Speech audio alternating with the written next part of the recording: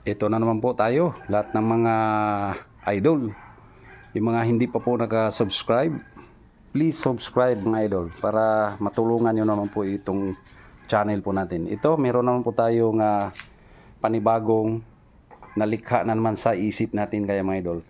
Itong napakalumang paanang sewing machine kaya mga idol, ginawan po natin ng pinaka ulo-ulo, yung misa ng kinalabasan kaya mga idol, ayan po.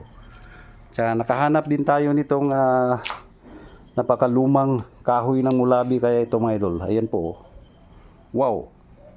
Kapag na-varnish na po ito mga idol. Tsaka marami na nga nag-message sa atin. Nag-PM na nga na kanila nga po raw itong bibilhin. Eh sabi ko, pag-isipan ko po muna. Ayan o, maganda pala o.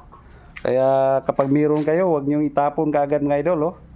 O at least nakahanap kayo ng idea tungkol po kung meron din po kayo dyan sa inyo. So maraming salamat po sa panonood. Don't forget to subscribe Obet Antique Collection sa YouTube channel natin. Thank you.